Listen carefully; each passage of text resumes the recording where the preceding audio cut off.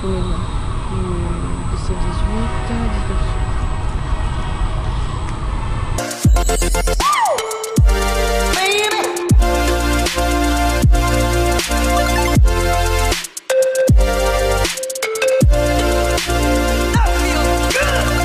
Bonjour à tous, en direct de Ho Chi Minh, je voulais vous faire un récit du déplacement que j'ai fait au Vietnam du 19 au 21 septembre 2018.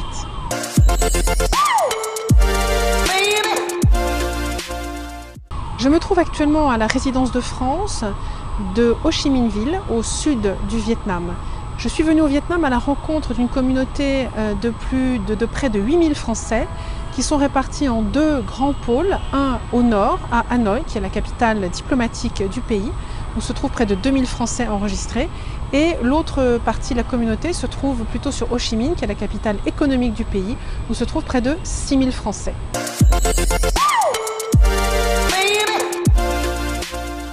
Donc ici derrière moi, en arrière-plan, vous voyez donc la résidence de France qui abrite différents espaces qui permettent au consul de France à Ho Chi Minh de recevoir la communauté française ou ses interlocuteurs vietnamiens, notamment par exemple lors de la réception du 14 juillet.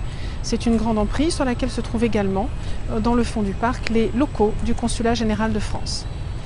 Ici, notre poste diplomatique a aussi pour mission non seulement d'être en contact avec la communauté française, mais également d'assurer les relations avec la communauté vietnamienne, avec les autorités vietnamiennes, et également d'aider notre communauté d'affaires française, notre communauté d'influence, qu'elle soit, je viens de dire d'affaires, mais notre communauté académique, scolaire, culturelle, à établir et développer de très bonnes relations avec le Vietnam.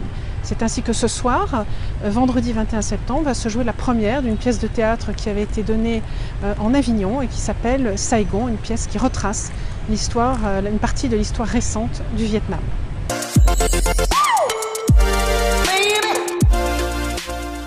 Au Vietnam, je suis donc allée à la rencontre d'une communauté française dynamique, variée, avec une forte proportion de personnes qui ont une double nationalité franco-vietnamienne.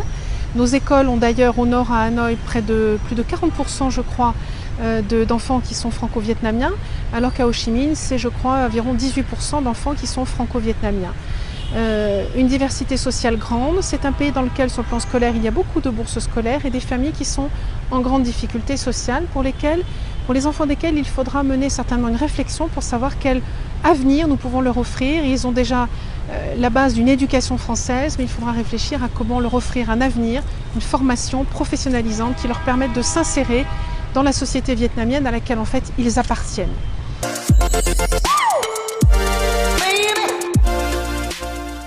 Pour venir au Vietnam, il faut bien se préparer, avoir quelques notions rudimentaires de la langue. C'est pas la peine de parler couramment vietnamien, mais quelques petites notions rudimentaires qui permettent de briser la glace, de dire bonjour, d'avoir quelques salutations. Après quoi, l'anglais peut être très utile et le français aussi. Sur le plan administratif, l'installation, la déclaration d'une société est plutôt facile. L'ouverture d'un compte en banque très rapide et l'activité peut démarrer rapidement. Il n'est pas nécessaire, contrairement à d'autres pays, d'avoir de façon obligatoire un prête-nom vietnamien ou un Vietnamien qui nous aide à monter la société, même s'ils m'ont dit cela peut être parfois plus facile. Mais vous avez ici un réseau de Français très dynamique, très accueillant, une communauté extrêmement soudée entre les différents acteurs, que ce soit la French Tech, que ce soit Business France, que ce soit la mission économique régionale, des acteurs soudés qui sont prêts à vous accueillir et à aider tous ceux qui souhaiteraient ou qui auraient un projet d'installation et de développement de leur entreprise au Vietnam. Les secteurs dont on m'a dit qu'ils pouvaient être porteurs, l'informatique et les services informatiques, mais également le secteur de l'agroalimentaire. Voilà deux secteurs pour lesquels la France a de véritables savoir-faire qui peuvent être très utiles ici au Vietnam, qui sont même recherchés. Il m'a également été indiqué qu'il est tout à fait possible de faire venir des Français ici, d'embaucher des Français. On peut trouver des Français qui sont présents au Vietnam, on peut aussi faire venir des Français de France. Il n'y a pas de trop grande difficulté à obtenir d'une part un visa d'entrée qui sera doublé ensuite d'un visa de travail.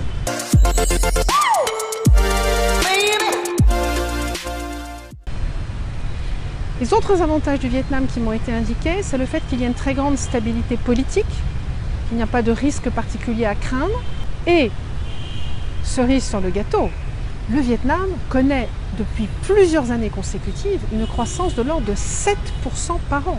C'est considérable, c'est l'une des plus fortes croissances au monde.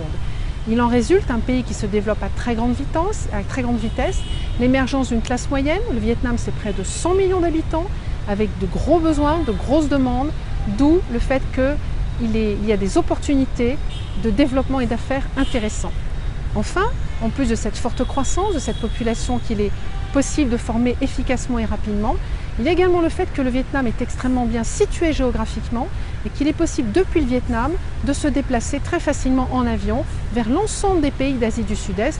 Et au-delà de l'Asie du Sud-Est, il est possible d'aller directement, par exemple, en France, puisqu'il y a des lignes directes entre le Vietnam et la France. Il m'a également été précisé que nos liens avec les Vietnamiens, les liens que la France a construits avec les Vietnamiens, sont en avance sur les liens qui peuvent être constitués avec d'autres pays. Cependant, nous avons d'autres acteurs européens notamment qui sont présents, américains également, japonais, coréens, et tous ont compris quelles étaient les perspectives du Vietnam. Donc, si on a envie de venir au Vietnam, c'est vraiment maintenant qu'il faut venir. Les perspectives sont tout à fait intéressantes. Il faut se placer avant que d'autres y trouvent leur place.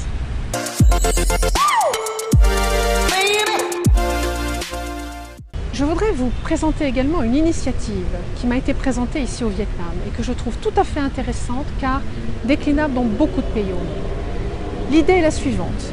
Aujourd'hui, nous avons en France et donc nous avons aussi à l'étranger certains de nos ressortissants, de nos compatriotes qui ont du mal avec l'utilisation d'un ordinateur. Or, aujourd'hui, toutes les démarches administratives avec des différents opérateurs se font par Internet. Et ces personnes-là ont donc de grandes difficultés à interagir. Par exemple, demander la liquidation d'une retraite, envoyer un document à une caisse de retraite, contacter une caisse d'assurance maladie, une mutuelle. Tout cela leur pose de grandes difficultés lorsqu'il faut le faire par Internet. Aujourd'hui, il y a un grand plan en France qui va être lancé, qui va permettre de déployer dans beaucoup d'endroits en France des points, une sorte de guichet unique qui permettra à nos ressortissants qui ont du mal avec l'ordinateur, ils auront affaire à une personne qui pourra les aider à faire toutes leurs démarches par Internet, quel que soit l'opérateur concerné. La personne qui les accueillera ne pourra pas traiter leurs problèmes d'assurance maladie et leur dire « Ah, Pôle emploi, c'est pas moi, il faut que vous alliez voir Pôle emploi ». Donc, un guichet unique. Sauf que cette démarche, cette initiative qui a été mise en place en France n'est pas à ce jour déclinée, il n'est pas prévu de la décliner à l'étranger. Eh bien, ici au Vietnam, c'est Point d'écoute qui a été créé. Ce sont des bénévoles français qui ont mis en place une hotline et qui permet, cette hotline, de répondre aux appels téléphoniques des personnes qui butent sur une démarche à faire par Internet. Et là, ils ont en ligne un bénévole qui va les guider pas à pas pour leur permettre de réaliser leur démarche sur Internet. Cette initiative, je l'ai trouvée formidable et c'est une initiative qu'il faudra décliner dans d'autres pays, qu'il faudra essayer d'initier ailleurs. Elle repose entièrement sur des bénévoles que je voudrais saluer, que je voudrais vraiment féliciter. C'est un travail formidable et j'espère qu'il sera repris dans d'autres pays.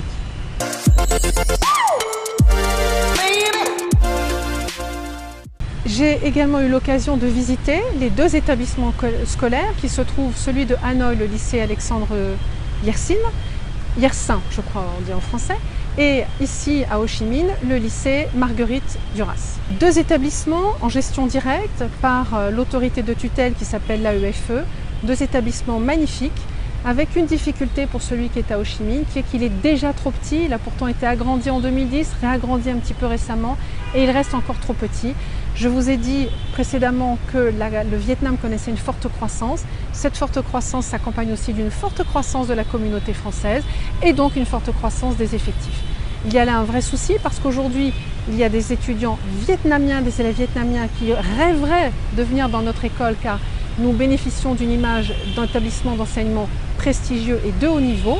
Et former des Vietnamiens dans nos écoles, c'est former la future élite, les futures élites du Vietnam. Aujourd'hui, nous sommes dans l'obligation dans cet établissement de refuser les élèves vietnamiens car il n'y a plus assez de place pour tous les accueillir. Donc c'est dommage, c'est regrettable, il va falloir réfléchir à comment il sera possible d'agrandir ce lycée. Mais pour agrandir cet établissement, il y a là des négociations qui sont longues et lentes, qui doivent nécessiter une immense patience avec les autorités vietnamiennes pour les convaincre de la pertinence d'agrandir notre établissement ou de lui trouver un deuxième site. J'appuierai évidemment tout ce que sera nécessaire de faire pour pouvoir aboutir à l'agrandissement de cet établissement et à avoir la possibilité d'accueillir un plus grand nombre d'élèves.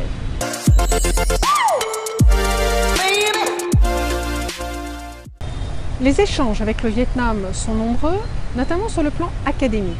Et j'ai appris que le Vietnam envoie tous les ans certains de leurs étudiants en médecine, déjà formés au départ ici au Vietnam, semble-t-il avec un excellent niveau, et ils sont envoyés en France soit pour aller y accomplir des stages pour se perfectionner, soit pour aller y faire une spécialité dans une discipline médicale. Ça représente, m'a-t-il été précisé, environ 3000 étudiants depuis 25 ans. C'est bien, mais je trouve qu'il faudrait faire beaucoup plus. Je rappelle, c'est un pays de 100 millions d'habitants, il y a donc besoin de beaucoup de médecins. Il faudrait arriver à dépasser ce volume d'à peu près une petite centaine d'étudiants vietnamiens qui viennent en France se perfectionner. Pourquoi? Parce que derrière, ce sont d'abord des médecins d'un excellent niveau qui vont qui vont pratiquer deux langues, le vietnamien et le français, souvent même l'anglais également. Et ils seront pour nous des vecteurs d'influence importants et ils pourront véhiculer une excellente image de notre savoir-faire médical. Et derrière eux, ce sont aussi des entreprises dans le domaine de la santé, des entreprises françaises qui pourront venir ici au Vietnam, se développer et vendre leur savoir-faire. Donc je souhaiterais idéalement voir comment il est possible d'augmenter le nombre d'étudiants vietnamiens en médecine qui viennent se perfectionner en France. Nous avons tous à y gagner, et eux, et nous.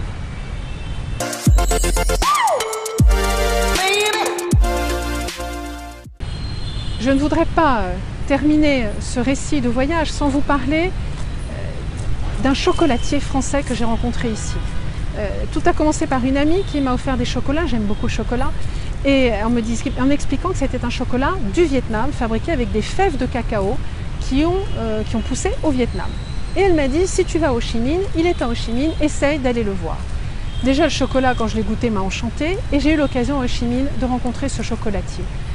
Je reviendrai parce que j'aimerais faire un portrait de ce chocolatier qui fait vraiment d'abord un chocolat extraordinaire. Et des fèves de cacao donc, qui ont poussé au Vietnam, qui ont été récoltées au Vietnam.